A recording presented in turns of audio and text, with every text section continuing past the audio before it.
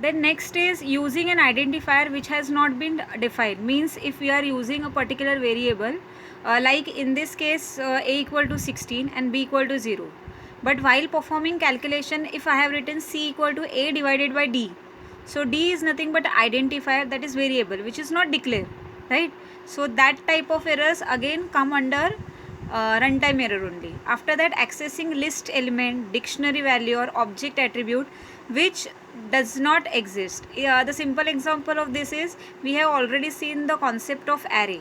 So array is having a fixed length. So if we have declared the array of 5 elements and if you are trying to insert the value of 6th element, then definitely you are going to get the error. So list is again a kind of array only and dictionary is again a list of items only. So when we are trying to access the elements which are or whose index value is not present, so in that case we will get runtime error. And last one is trying to access a file which does not exist. This comes under file handling topic of Python programming. So in this case, if we want to open a file test1.py, okay, or txt, and if that particular file is not present in your system, so definitely we are going to get errors, and that error is nothing but runtime error. After that, next and last type of error is semantic error. Semantic error is also known as logical error. Means it is not like syntax error and it is also not like runtime error.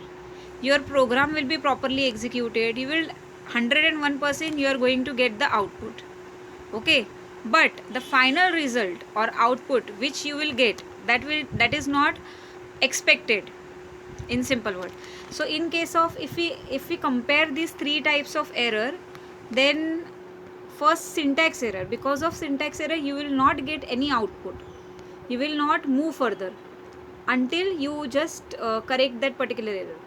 Runtime error, again you will not get output, you will get error message as a output when you run the program which is having runtime error. But in case of semantic errors, you will not get any error, but the output you will get, that is not as expected. So that is semantic error, logical error. For this I have given simple example. I will take age from the user and just display the message whether that particular user is eligible for voting or not. So as we all know, that is eligible for voting means the age of the user should be greater than or equal to 18. So equal to is again allowed. If the person is age of 18, still that person is eligible for the voting, right? So that condition I have written, if age greater than 18. But now while writing this condition, I forgot to write equal to.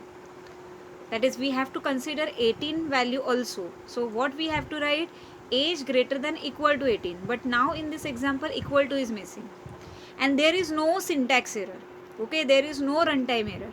You will simply run the program and at the end, now I have initialized age equal to 18. Means what is your expected answer? User is eligible for voting. But the output you will get as user is not eligible because you forgot to put that equal to. So that is logical error. And the interpreter is not going to find out the logical error. There is one mistake in this slide, that is while writing the note, if age of user is greater than or equal to 28 I have written, it should be 18.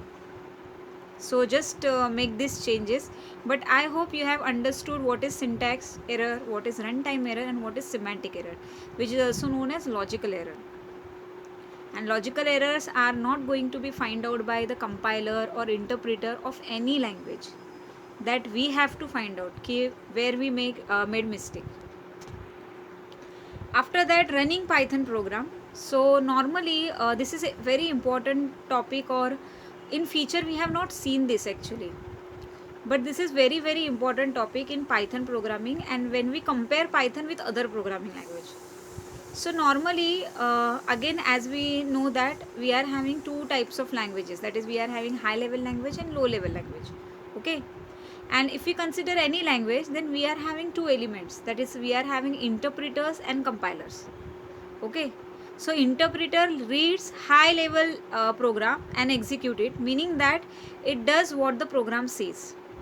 It processes the program little at a time, alternately reading lines and performing computation. Interpreter means it will line by line read the program and then try to interpret or try to understand its meaning, and according to the meaning which is understandable by interpreter, it will gives us the answer or output. So first diagram I have shown, that is we are having source code. It is interpreted by the interpreter and then we will get the output.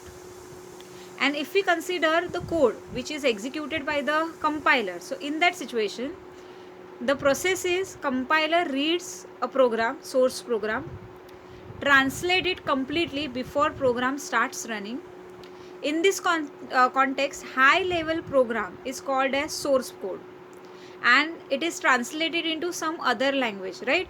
That is called as object code or executable code. And once the program is compiled, means object code is ready, then you can execute it repeatedly without further translation.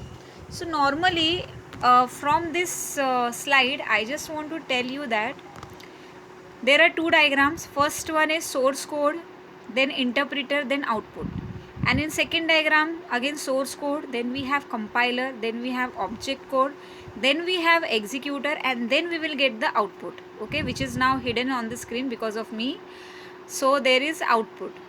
So if we compare Python with other programming language like C and C++ language, in such language the program is converted into source code, then compiler convert that particular program into object code, and then it is executed by the executor, and then we will get the output. So definitely so many elements are involved, right? So many processes, components are involved, so definitely it will take time to give the result, okay. But if we consider Python, so in case of Pythons, programs are executed by the interpreter. So the first diagram we have direct source code, means your actual high level language program. It is interpreted by the interpreter and then immediately you will get the output. So this is main difference.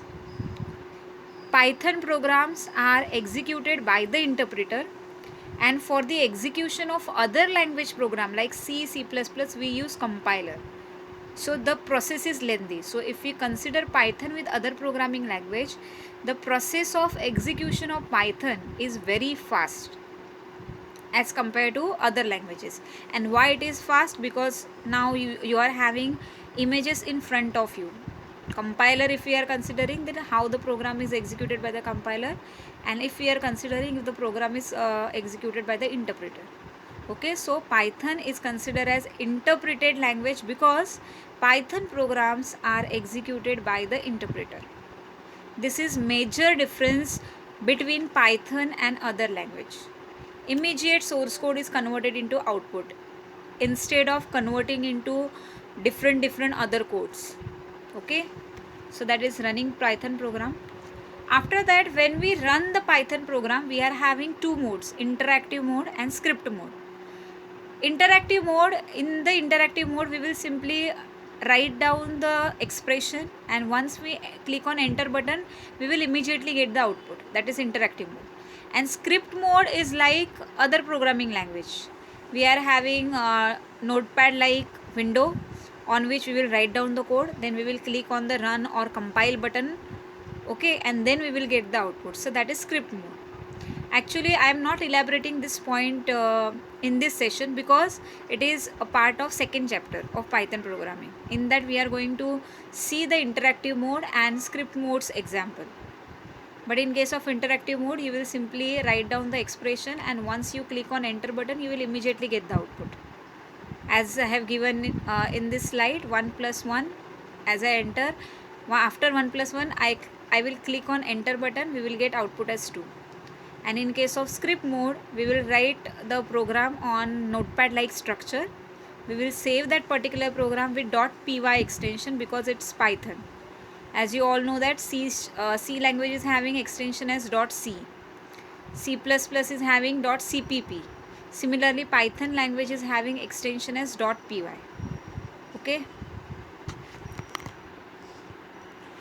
Then next topic is experimental debugging. Experimental debugging, actually on this topic you will not be having any question, but you should know what is experimental debugging. Experimental debugging means, from my end, if I want to explain this topic, then it is process of learning actually. Means if I have started learning the programming, then I will try different programs. Okay, and after execution of that particular program, definitely we will get, sometimes we will get error, sometimes we will not get error, but from that errors we will get some idea that we have to write like this. This is not done, or this is not okay with this particular programming language. Means by experiment of writing different code, we are checking, right, that or we are writing a program which will at the end will gives us the expected output. So that is experimental debugging. We are doing the experiments, we are writing small programs, then making modifications in that program. If we are getting errors after that execution of that particular program, then we are learning something from it, we are making the modification, and we will do this process until we will get the expected output. So that is called as experimental programming. With the help of clue, or with the help of your the logical power of your mind, we will try new programs to learn particular language. That is nothing but experimental debugging. And actually most of the programmer experiment, debugging and programming is same, but no, debugging and programming is different concept. In case of programming, we never write the program which will contain the errors, right? If somebody gives me requirement, so I will try to write the program on the basis of requirement which will give the exact output which is expected by the client, right? We will not write the program which will contain the errors. So programming means we are trying to write a code whose output will get the expected output, right? And if we are not getting the expected output, then we will make the modification until we will get the output. So that is nothing but experimental debugging. I hope this topic is understood by you. As this topic is given in your syllabus, that's why I am asking, because this is not that much important topic. And then last topic of today's session is natural and formal languages. Natural languages like English, Spanish, or our mother tongues are nothing but natural languages. And basically natural languages are full of ambiguity. Ambiguity means the words in different languages. So, or we can say that the word, same word in different languages is having different meaning. For example, somebody said that in Hindi, that is kal ana, right? But kal means the day before today is considered in Marathi language. So it creates confusion. Means the single word is having different meaning. That is ambiguity, which is problem in natural languages. But formal language means there are specific structure of writing or speaking that particular language.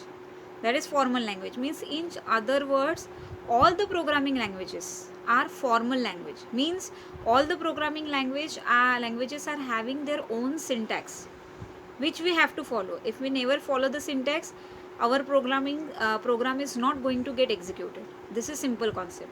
So formal language. So this topic is there, natural and formal language. In case of formal language, ambiguity is not there, because we are having the concept of keywords. So it is already specified that keywords are not used as a variable name. So the rules and regulations are fixed, and according to rules and regulations only the program will get executed. If we doesn't follow any rules and regulation, our program is not going to get executed. So that is formal language. So normally Python is again formal language, which has been designed to express the computation. So this much is there in today's session. I hope you have understood all the topics. So actually officially today we are going to complete with this first chapter of Python unit 1, and we have already started with the second chapter also. That is, we have seen variables, right? data types. So that is part of second chapter actually. In first chapter, as I have displayed in the previous slide, that much syllabus is there.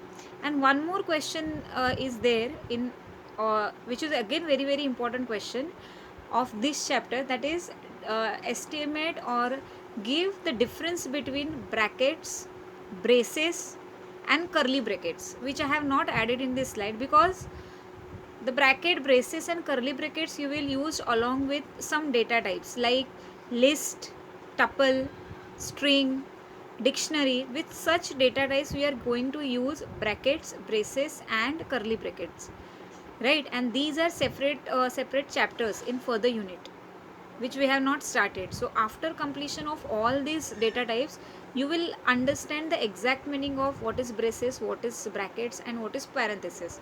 Or for just time being, I can tell you the difference, that is in other programming language also we are using braces. So braces is nothing but curly braces, okay? So just to specify the scope, we normally use curly bracket, but in case of Python, for dictionary, initialization of dictionary, declaration of dictionary, we use curly brackets. Sorry, that is curly brackets. After that we are having parenthesis. Parentheses are nothing but round brackets, okay? And then we use curly brackets. So sorry, square brackets. So square brackets are basically used when we have seen the array topic, right? So how we declare the array int a, then within square bracket we are writing the 0.